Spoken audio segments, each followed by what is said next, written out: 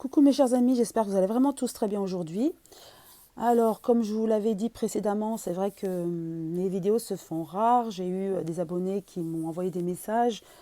Euh, c'est vrai que je travaille beaucoup à côté. Enfin, je prépare un atelier, comme je vous l'avais dit aussi lors d'une vidéo qui va se dérouler la semaine prochaine. Voilà, j'ai beaucoup d'activités, mais là, je me suis octroyé quelques minutes pour vous faire cette vidéo de 2 tirages qui me semblaient des tirages importants. Le procès Benalla en premier lieu, qui se déroule là jusqu'au 1er octobre, il me semble, 2021.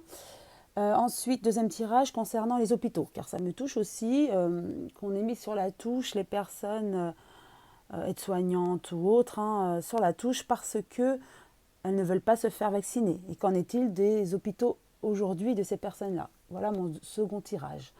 Donc je commence avec l'affaire Benalla, comme vous le savez, le retour. Euh, En mai 2018, il y a eu des violences lors d'une manifestation des Gilets jaunes, il me semble que c'était les Gilets jaunes, où il y a eu vraiment des violences. On a vu Benalla frapper à terre une personne et voilà, et a priori d'autres personnes. Ensuite, il a eu 2 passeports après son licenciement, 2 passeports diplomatiques, alors qu'on n'a pas le droit d'avoir des passeports diplomatiques après avoir été licencié, forcément. Et aussi, il a utilisé une arme. euh, il portait une arme alors qu'il n'était pas autorisé de par sa fonction à l'époque. Et aussi le coffre-fort qui avait disparu. Bon, voilà. Tout ça, c'est l'affaire Benalla. Donc aujourd'hui, je vais demander aux cartes le manuscrit, ce qu'il en est de l'affaire Benalla et surtout, trop de cartes sont tombées, donc je les récupère. Et surtout, est-ce qu'il va révéler des choses plus que la première fois qu'il avait été questionné? Alors, qu'en est-il de l'affaire Benalla? Y aura-t-il des révélations? Hop, j'étale.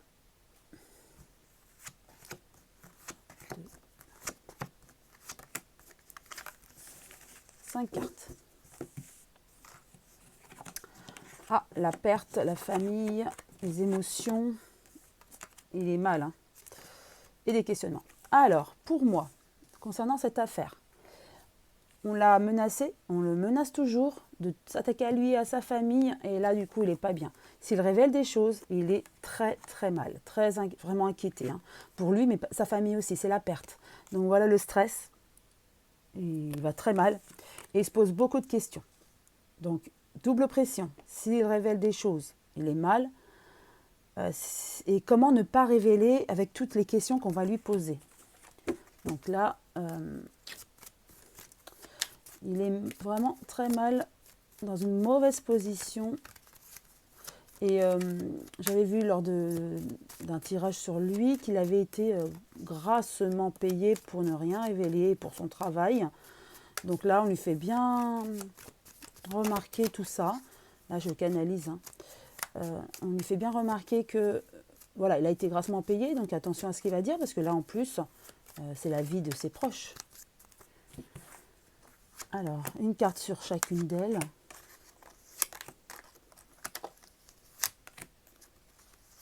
Pour plus de renseignements, d'informations.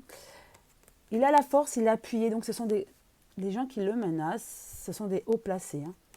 Voilà, il y a des échanges téléphoniques, je vois téléphonique, bien sûr. Ouais, il sait qu'il va avoir des ennuis s'il révèle des choses. Donc pour moi, il ne révélera pas.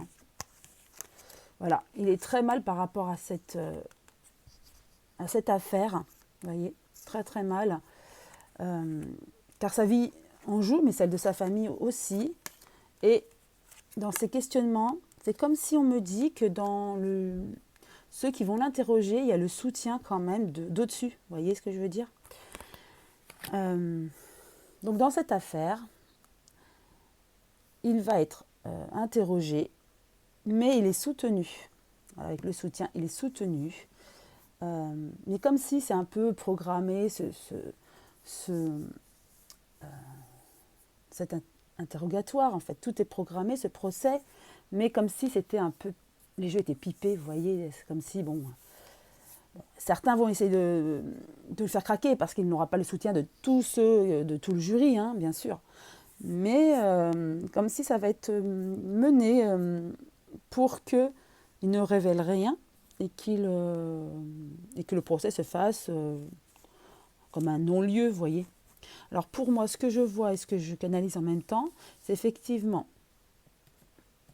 il va avoir peur, donc il a été vraiment grassement payé pour tout son travail et aussi pour qu'il se taise. Hein. Donc ça, on va bien lui faire savoir qu'il ne faut pas qu'il oublie ça. En plus, on le menace par rapport à sa famille et lui-même. Donc il y a des échanges, il est mal par rapport à ça. Mais mal, encore plus mal, je dirais, par rapport au procès, parce qu'il a peur qu'on l'amène à dire des choses qu'il ne veut pas dire et qu'il craque en fait. Et ça, il a peur de ça, mais il a une force de caractère quand même et je pense qu'on n'y arrivera pas. Et de toute façon, je vois que dans le jury, peut-être qu'il a le soutien au-dessus et pour l'amener à ce non-lieu, entre guillemets. Pour moi, il ne craquera pas. Je vais juste tirer 3 cartes de mon oracle des papillons.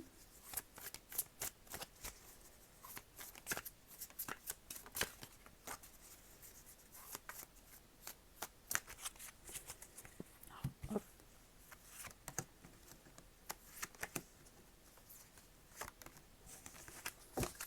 Alors, arme, attaque. Ouais. Il est armé psychologiquement pour attaquer. Hein. Effectivement, examen, c'est le procès. Pour le procès, méfiance, trahison. Il se méfie. Hein. Donc, il est préparé. Il est préparé psychologiquement. On le prépare aussi. On me dit, on le prépare pour attaquer, contre-attaquer, pour dire ce qu'il faut ou ne pas dire les mots et tout ça. Il est préparé là. Il y va comme si en guerrier, vous voyez. Donc, pour moi, il ne dira rien. Et il est coaché. Et en plus, dans le jury, il y a certainement quelqu'un qui le soutiendra. Parce qu'on a demandé au-dessus. Vous voyez, une personne au-dessus qui aura demandé à ce qu'on le soutienne. Et qu'on le guide, on l'amène à ne rien dire aussi, ou à dire les choses qu'il faut dire et pas d'autres. Donc voilà, pour moi, il y aura 0 révélation, vraiment. Donc on n'en saura pas plus, on ne découvrira pas où est ce fameux coffre. Donc pour ainsi dire, voilà, ça ne changera rien. Ce procès ne changera pas plus à ce qu'on savait déjà. Ou si on sait davantage, ça ne sera pas des choses intéressantes. Voilà pour l'affaire Benalla. Maintenant, je vais passer à l'affaire des hôpitaux. Comme vous savez, à partir du 15 septembre, les médecins, le personnel soignant est obligé de se faire vacciner, autrement ils sont licenciés ou mis de côté. Donc comme vous le savez, il y en a pas mal qui ne veulent pas se faire vacciner, sont contre. C'est leur droit et leur choix, mais on les met sur la touche. Donc qu'en est-il des hôpitaux aujourd'hui avec ce manque de personnel, car il y aura un manque de personnel et ils n'auront pas forcément comblé tous les manques, tous les manques humains. Donc, qu'en est-il des hôpitaux aujourd'hui?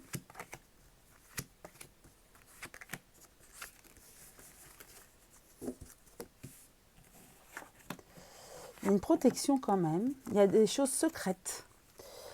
Alors, pour moi, l'État ne veut pas que les hôpitaux se détériorent, mais ils ne le disent pas, honnêtement. Du coup, il y a méfiance de l'État, des soignants.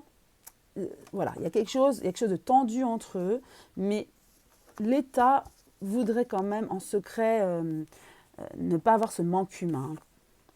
Et donc, comme si, bientôt, il y a quelque chose de nouveau, comme un compromis entre les non-vaccinés et l'État. Comme si on leur dira, ok, là ils se préparent en secret, ok, vous ne voulez pas être vaccinés, donc compromis. Peut-être un PCR 2 fois par semaine, vous voyez. Mais ils pourront réintégrer pour moi les services avec des conditions, genre PCR, c'est ce que je vois. Mais les aides-soignants vont se sentir quand même trahis. Mais pour moi, il y aura quand même un genre de compromis. Donc il y a certaines personnes, bon alors les butés ne voudront pas, mais ceux qui sont par conviction contre le vaccin vont accepter puisqu'ils aiment aussi leur travail. Même s'il faut faire des PCR assez souvent, quoi. Vous voyez, c'est ce que je vois. 3 cartes juste, on me dit 3 pour compléter, car là, ça a l'air d'être clair concernant les hôpitaux. Donc, il y a bien le soutien, ils vont avoir des nouvelles, hein, des nouvelles de l'État, hein, du ministre de la Santé, avec des questionnements. Donc, ce que je vois, c'est bien ça. Prochainement, il y aura quand même un manque humain dans les hôpitaux et ça ennuie néanmoins l'État, car sans médecin ou sans aide-soignant ou sans personnel soignant, c'est difficile de faire tourner boutique. Donc, ils attendent quelques temps, peut-être une semaine ou deux, pour envoyer des courriers ou faire savoir à ces personnes-là qui ont été mis sur la touche qu'on leur laisse une autre chance, soit de se faire vacciner, ou alors de réintégrer avec des PCR ou autres. Il y a plusieurs possibilités. Je vois peut-être deux ou trois possibilités, ou le licenciement, bien sûr, en 3. Mais il y a beaucoup de questionnements du coup. Questionnements par rapport aux soignants qui peut-être n'y s'y attendaient pas et qui se disent, bon, ok, maintenant, qu'est-ce que je fais Voilà, beaucoup de questionnements. Mais certains, je vois, qui vont reprendre leur travail, peut-être en faisant des tests PCR gratuits pour continuer à travailler. Car comme vous le savez, en octobre, ils prévoient que les tests PCR soient à notre charge. Donc là, peut-être pour eux, que ce soit quand même gratuit pour venir travailler tant qu'ils ne veulent pas être vaccinés. Donc il y aura comme un compromis, je vois ça. Donc l'hôpital en France, bien sûr, s'est détérioré depuis X années, ok, on le sait. Moins de lits d'hôpitaux, moins de personnel, mais là, on n'en veut pas moins. L'État va quand même essayer de relancer ceux qui ont été mis sur la touche pour revenir au travail avec des conditions. Voilà ce que je vois. Donc certains vont accepter, d'autres se questionnent beaucoup et d'autres encore vont préférer partir et démissionner. Voilà ce que je vois. Je vais peut-être... Allez, on va tirer 3 cartes de mon oracle, comme je l'ai sous les yeux, pour compléter. Et après, on termine, car pour moi, c'est clair.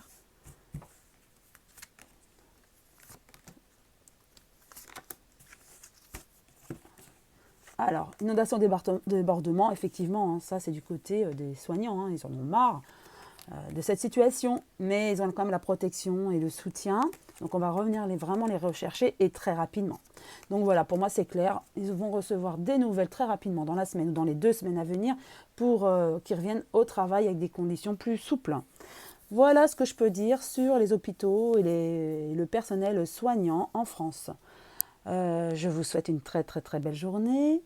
À très bientôt. Et je vous aime tous très fort et je vous souhaite le meilleur et prenez bien soin de vous.